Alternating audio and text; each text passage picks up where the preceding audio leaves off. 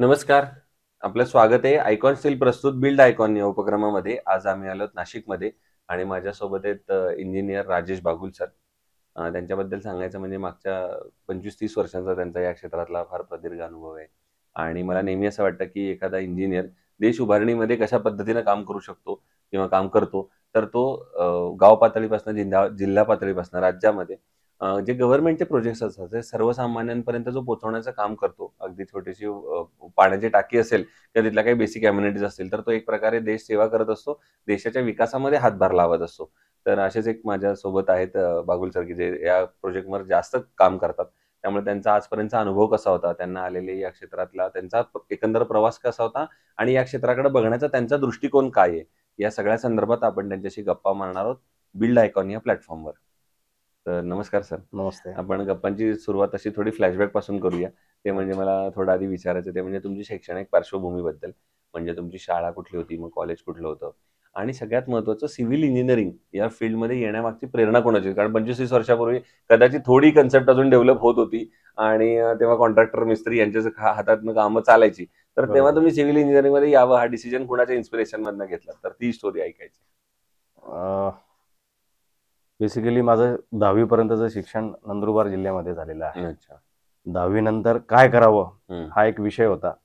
मग त्यावेळेला आई वडिलांचं एक स्वप्न होतं की मुलगा इंजिनियर पाहिजे आणि त्यावेळेला हं, हं. सिव्हिल इंजिनियर व्हावं असं त्यांची इच्छा होती. हं. मग त्यामुळे 10वी नंतर डिप्लोमाला जायचं का इंजिनिअरिंग करायचं. हं. मग 11वी-12वी मध्ये परत 2 वर्ष जातील, पुन्हा इंजिनिअरिंग करायचं. त्याच्यापेक्षा डिप्लोमालाच ॲडमिशन घ्यायचं ठरलं आणि त्यानुसार मी डिप्लोमा करायचं ठरवलं आणि गव्हर्नमेंट पॉलिटेक्निक धुळे या ठिकाणी ॲडमिशन मला मिळाली.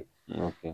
त्यानंतर ते शिक्षण माझं गव्हर्नमेंट पॉलिटेक्निक धुळेमध्ये डिप्लोमा इन सिव्हिल इंजिनिअरिंग पूर्ण झालं. ओके. सो असा हा एज्युकेशनल प्रवास आहे तुम्ही म्हणला हं, तसं. हं, हं. पण मग कुठल्याही सिव्हिल इंजिनिअरिंग मधल्या शिक्षण घेतलेल्या माणसाचा त्याच्यापुढे खरं तर स्ट्रगल सुरू होतो एका वेगळ्या अर्थानं. म्हणजे की आपण कुठेतरी सर्व्हिस प्रॅक्टिस करतो, कारण प्रॅक्टिकल अनुभवही महत्वाचा आहे. त्यामुळे तोही तुम्ही कुठं केला तेही विचारायचं आहे. आणि त्याच्यानंतर जेव्हा वैयक्तिक कन्सल्टन्सी सुरू केली, तर तेव्हाचा प्रवास कसा होता? कारण तेव्हा पहिला प्रोजेक्ट मिळवणे, तो करणे आणि तो कारण हं. सगळी जबाबदारी आपल्यावर असते. बरोबर त्यामुळे आहे. तोही अनुभव कसा होता तेही सांगा? शिक्षण पूर्ण झाल्यावर सगळ्यात पहिले तर असं एम होतं की कुठल्यातरी गव्हर्नमेंट नोकरी मिळावी. वाह! पण त्यावेळेला गव्हर्नमेंटमध्ये कुठलाच चान्स नव्हता, कारण की हां. झिरो बजेट असल्यामुळे आणि त्यातल्या त्यात सिव्हिल इंजिनिअरिंग फील्डमध्ये हां. तर अजिबातच स्कोप नव्हता. मग त्यामुळे मला जेमतेम एम-एस-सी-बीमध्ये एक ट्रेनी इंजिनियर म्हणून 1 वर्षासाठी नाशिकला सर्कल ऑफिसला मी जॉइन झालो. हं. पण त्यानंतर गव्हर्नमेंट कुठेच जॉब मला काही मिळाला नाही. हो. त्यानंतर मी एका कन्सल्टिंग फील्डमध्ये जॉब करायला सुरुवात केली. हं. तिथे एक 5 वर्षाचा अनुभव घेतला कन्सल्टिंग फील्डमध्ये आणि मग शेवटी असंच ठरवलं की आपल्याला कन्सल्टन्सी म्हणूनच पुढे काम करायचं. हं, हं. 5 वर्ष त्या ठिकाणी मी जॉब केल्यानंतर नाशिक येथेच, त्यानंतर मी स्वतःचंच करायचं काहीतरी ठरवलं कन्सल्टिंग फील्डमध्ये हं, हं. आणि मग तिथून माझी सुरुवात झाली. हं. बेसिकली कन्सल्टिंग फील्डमध्ये त्यावेळेला आम्ही वॉटर सप्लाय आणि सॅनिटेशन याच्यामध्ये मला एक्सपिरियन्स आला हं. आणि त्याचबरोबर रोड प्रोजेक्ट्स, बिल्डिंग प्रोजेक्ट्स आणि ब्रिजेस याचा पण आम्हाला मी ज्या ठिकाणी जॉब करत होतो, त्या ठिकाणी मला तो एक अनुभव चांगला मिळाला आणि ओके. त्यानंतर मी स्वतःचीच फर्म 2002 पासून स्टार्ट केली. Project management consultancy services, technolegal liaison. वाह!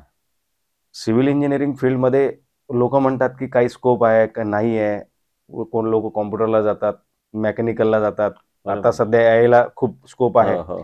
पण माझं म्हणणं वेगळं आहे, की हं. सिव्हिल इंजिनिअरिंग ही बेसिक ब्रँच आहे, की जी तळायात हो. चालू आहे आणि ती पुढे पण चालू राहील. अगदी. त्यानुसार मला असं वाटलं, की कन्सल्टिंग फील्डमध्येच आपल्याला स्कोप खूप राहील आणि हं. त्यातल्या बेसिकली सिव्हिल इंजिनिअरिंग प्रोजेक्टला तर अजून खूप प्रोजेक्ट मिळू शकतात. हं. आपल्याला चांगलं पुढे जाता येईल. त्यानुसार मी सुरुवात केली त्या. केली. क्या आता या क्षेत्रातल्या काही प्रश्नांकडे येऊया. त्यातला येस पहिला सर. प्रश्न आहे, या क्षेत्रामध्ये तुम्ही बघितलं असेल, अकुशल कामगारांचं प्रमाण फार मोठ्या प्रमाणात आहे. बरोबर आहे. आणि अशा लोकांबरोबर काम करणं बऱ्याचदा धोकादायक सुद्धा असतं. त्यांना काही महत्त्वाची जबाबदारी दिली तर दुर्घटना वगैरे होऊ शकते. तर बरोबर आहे. तुम्ही कशी ही परिस्थिती हाताळता साईटवर? साइटवर म्हणजे काय आहे, सेफ्टी मॅनेजमेंट फार महत्त्वाची गोष्ट हं, आहे. हं. आता मी ॲक्चुअली याचबरोबर एक आय-एस-ओ टेक्निकल एक्सपर्ट म्हणून पण काम करतो. हो. ज्यावेळेला आम्ही कुठल्याही बिल्डिंग साईट असेल, तुमच्या ब्रिजेसच्या उंच साईट्स असतील किंवा काय असेल, तर त्या ठिकाणी आहे ना सेफ्टी मॅनेजमेंट नावाचा प्रकार फार दुर्मिळ दिसतो मला. बेसिकली म्हणजे उदाहरणार्थ हेल्मेट वापरणे, हँड ग्लोव्ज वापरणे, शूज वापरणे. तर याच्यामध्ये अजून आपल्याला इम्प्रोव्हेशन होणं गरजेचं आहे. आणि साईटवर ज्या वेळेला तो साईट इन्चार्ज असेल किंवा प्रोजेक्ट मॅनेजर असेल, त्याने या गोष्टींकडे खूप जातीनं लक्ष देणं गरजेचं आहे. आणि त्याचबरोबर त्यांचे इंडक्शन प्रोग्राम, की जे काही अकुशल कामगार आहे, मंथली म्हणा, 6 मंथली म्हणा का 3 मंथली म्हणा, त्यांना काही प्रकारचे सेफ्टी ट्रेनिंग्स आणि स्किल ट्रेनिंग देणं गरजेचं आहे. बरोबर. त्याच्यासाठी थोडा वेळ असणं गरजेचं आहे, जेणेकरून एक चांगल्या क्वालिटीचं स्ट्रक्चर उभं राहील आणि ते वर्षानुवर्ष आपल्याला सर्व्हिस देत राहील. म्हणजे हजार्स होणार नाहीत, अपघात होणार नाही. बरोबर. ते होऊ नये म्हणून मला असं वाटतं की त्या ठिकाणी ही याची काळजी घेणं गरजेचं आहे. दुसरं आपण तुम्ही बऱ्याच गव्हर्नमेंट प्रोजेक्ट्सवर काम केलेले आहे, तर त्यातले काही महत्वाचे प्रोजेक्ट सांगता येतील का ज्याच्यावर तुम्ही पर्टिक्युलरली? मी या गेल्या 8-10 वर्षामध्ये बऱ्यापैकी वॉटर सप्लाय मध्ये काम केलेलं आहे. उंच पाण्याच्या टाक्या, जे काही आता जलजीवन मिशन होतं, त्यावेळेला वेगळं नाव होतं भारत निर्माण प्रोजेक्ट. त्यावेळेला पाण्याच्या टाक्या ज्या ठिकाणी मॅक्सिमम आरसीसी स्ट्रक्चर व्हायचे, म्हणजे पाण्याच्या टाक्यासाठी शेवटी आरसीसी शिवाय उपाय नाहीये.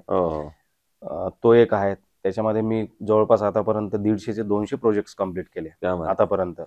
त्यानंतर नाशिक सिंहस्थामध्ये 2002चा सिंहस्थ, 2016-17चा आणि आत्ताचा, म्हणजे योगायोगाने 2002च्या सिंहस्थामध्ये पार्किंग मॅनेजमेंट माझ्याकडे होती. त्यानंतर नाशिक ते त्र्यंबक रस्त्याचं सर्वेचं काम माझ्याचकडे योगायोगाने आलं. 2015-16 साली तो मोठा रस्ता झाला, त्यावेळेला ते पण माझ्याचकडे आलं. आणि आता सुद्धा योगायोगाने पुन्हा नाशिक त्र्यंबक रस्ता हा वाईड होतोय, कॉन्क्रीटचा होतोय, ते पण माझ्याचकडे आलं. त्याच्यामुळे तिसऱ्या सिंहस्थेमध्ये काम करण्याची मला चांगली संधी मिळाली आहे.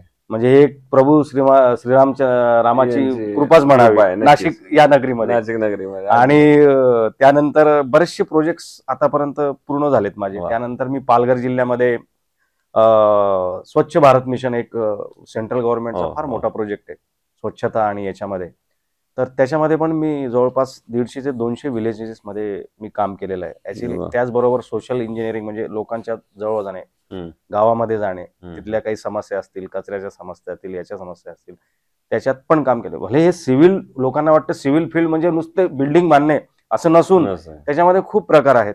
तुमचे रोड आहेत, बिल्डिंग्स आहेत, वॉटर सप्लाय आहे, सॅनिटेशन आहे, खूप वेगवेगळ्या प्रकारमध्ये तुम्ही काम करू शकतात सिव्हिल फील्डमध्ये. आणि अजून दुसरी गोष्ट, अजून मला एक महत्वाचं असं वाटतं की आपण आता इंटरव्ह्यू ज्या गोष्टी याच्याकरता करतोय, स्टील, तर अनालिसिस आहे की भारतामध्ये जवळपास माणूस जन्मल्यापासून तर ऍव्हरेज कन्झम्पशन त्याचं 150 ते 200 kg मिनिमम तो यूज करतो.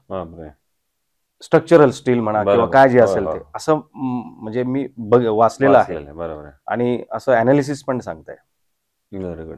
मग आता त्यातलाच एक महत्वाचा प्रश्न आहे, तुम्ही आता मगाशी सिंहस्थचा एवढा रेफरन्स दिला की एवढ्या 3-3 सिंहस्थावर काम करायला मिळालं, म्हणजेच नाशिकच्या विकासाचे तुम्ही साक्षीदार आहात एक प्रकारे, आणि तुम्ही तो सगळा प्रवास बघितलेला आहे. मग त्याच अनुसरून हा एक पुढचा प्रश्न आहे, तो म्हणजे नाशिक जिल्ह्याच्या विकासाचं विजन एक इंजिनियर म्हणून जर तुम्हाला आता विचारलं, तर तुम्हाला काय वाटतं आता प्रशासनानं कुठल्या क्षेत्रावर येणाऱ्या 15-20 वर्षात काम केलं पाहिजे, तर नाशिकचा एक सर्वांगीण विकास आपल्याला बघायचा असेल तर?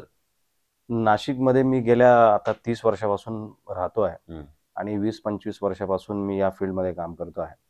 मला असं जाणवलंय की नाशिकमध्ये इंडस्ट्रीज ज्या होत्या मोठ्या, त्याच्यामध्ये काही वाढ फारशी झालेली नाहीये. बरोबर. काही डी झोन तयार झालेले आहेत, उदाहरणार्थ दिंडोरीमध्ये, गोंद्याला, काही इगतपुरीला आहेत, काही होत आहेत. पण नाशिकमध्ये इंडस्ट्री येणं गरजेचं आहे. नाशिकमध्ये रेसिडेन्शियल बिल्डिंग्स, कमर्शियल बिल्डिंग्स होत आहेत, पण त्याला जे सपोर्ट लागतोय, रोजगाराचा प्रश्न फार महत्वाचा आहे. जोपर्यंत आपल्याकडे इंडस्ट्री येणार नाहीत, IT काही पार्क्स येणार नाहीत,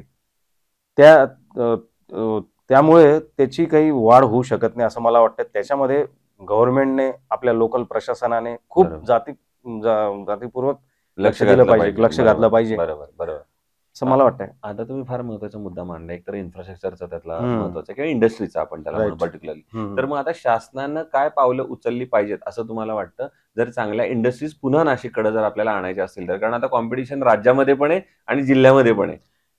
मी तर खरं सांगेन ना की नाशिकमध्ये जर इंडस्ट्री आणायची असतील आणि रोजगार आणि नाशिकचं नाव थोडं उंच करायचं असेल तर प्रशासन आणि नाशिकचे जे काही आपले आमदार असतील, खासदार असतील, चांगले जाणते नेते असतील, यांनी कुठेतरी नाशिकच्या आसपास जागा उपलब्ध करून देणे, त्यांना चांगला सपोर्ट देणे, ज्या एनओसीज परमिशन्स लागतात त्याच्यासाठी पण जो काही एंटरप्रेन्योर येतोय त्याला चांगला सपोर्ट करणे हे गरजेचं आहे. आणि तसंच प्रशासनाने पण त्याला सपोर्ट करणं गरजेचं आहे. त्याच वेळेला इंडस्ट्री अवेलेबल होऊ शकतील.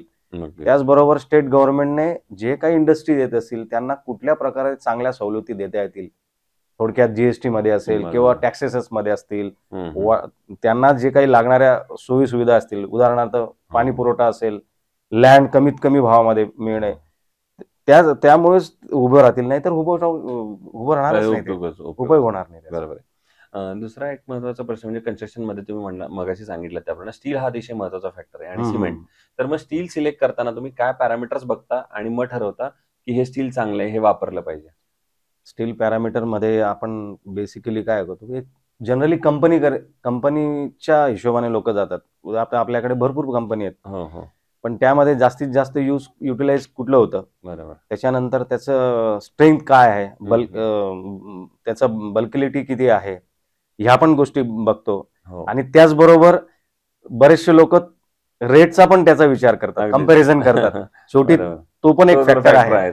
त्यामुळे ते सिलेक्शन करताना आपल्याला शेवटी त्या कंपनीचं रेप्युटेशन पण आपण बघतो की किती वर्षापासून ती स्टील सप्लाय करते या इंडस्ट्रीमध्ये आणि तिचे कुठे कुठे प्रोजेक्ट झालेले आहेत, कुठे कुठे त्याचं कन्झम्पशन जास्तीत जास्त होतंय, गव्हर्नमेंटमध्ये असो किंवा प्रायव्हेट सेक्टरमध्ये असो.